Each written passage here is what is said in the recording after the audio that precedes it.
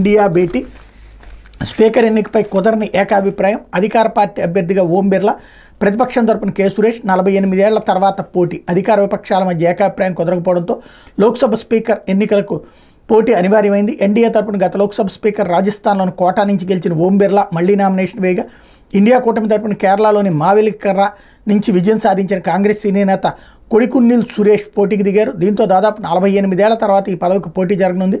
సంప్రదాయానికి అనుగుణంగా deputy speaker పదవి ఇచ్చేందుకు ఎన్డీఏ అంగీకరించకపోవడంతో ప్రతిపక్షం స్పీకర్ పదవికి చివరి నిమిషంలో అభ్యర్థిని నిలిపింది. ఓం బిర్లా తరపున 10 సెట్లు, సురేష్ తరపున 3 సెట్లు నామినేషన్లు దాఖలయ్యాయి అన్నటువంటి వార్తను హైలైట్ చేశారు. స్పీకర్ పదవికి మంగళవారం మధ్యాహ్నం 12 గంటల వరకు నామినేషన్ల దాఖలు గడువించారు.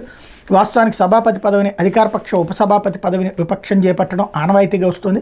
17 లోక్సభ కాలంలో డిప్యూటీ స్పీకర్ లేకుండానే సభ సాగింది. ఇటీవల జరిగిన సార్వత్రిక ఎన్నికలతో దిగువ సభలో తమ బలాన్ని పెంచుకున్న ప్రతిపక్షాలు ఈసారి ఉపసభాపతి పదవికి పట్టుబట్టే స్పీకర్ పదవి అధికార పక్షం తీసుకుని డిప్యూటీ స్థానాన్ని తమకి ఇవ్వాలని డిమాండ్ చేశాయి.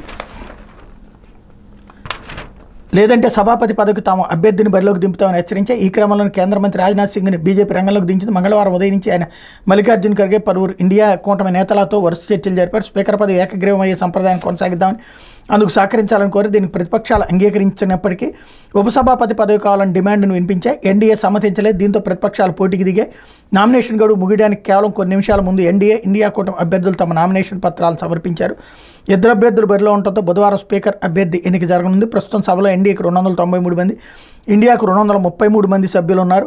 ఓం బిర్లా ఎన్నిక లాంఛనప్రాయమే. ఎన్నిక జరిగితే స్వతంత్ర భారత్ చరిత్రలో ఇది 3వసారి అవుతుంది. 48 ఏళ్ల తర్వాత తొలిసారి కాబోతోంది. ఓటింగ్లో డివిజన్కి విపక్షం పట్టుబడితే సభ్యులకు స్లిప్పులను పంపిణీ చేస్తారు. సభ్యులకు సీట్లు కేటాయించకపోవడం, ఎలక్ట్రానిక్ ఓటింగ్ వ్యవస్థ పనిచేయకపోవడంతో మాన్యువల్గా ఓటింగ్ నిర్వహించాల్సి ఉంటుంది. 1925-46 మధ్య అయితే 6 సార్లు జరిగింది. 3 సార్లు ఎంపీగా బిర్లా గెలిచారన్నటువంటి విషయాన్ని, అట్లాగే అత్యంత సీనియర్ సురేష్ అన్నటువంటిది, అట్లాగే కాంగ్రెస్ విప్ జారీ చేసింది అన్నటువంటి విషయాన్ని ఇవన్నిటి కూడా హైలైట్ చేసుకొచ్చారు. ఇకపోతే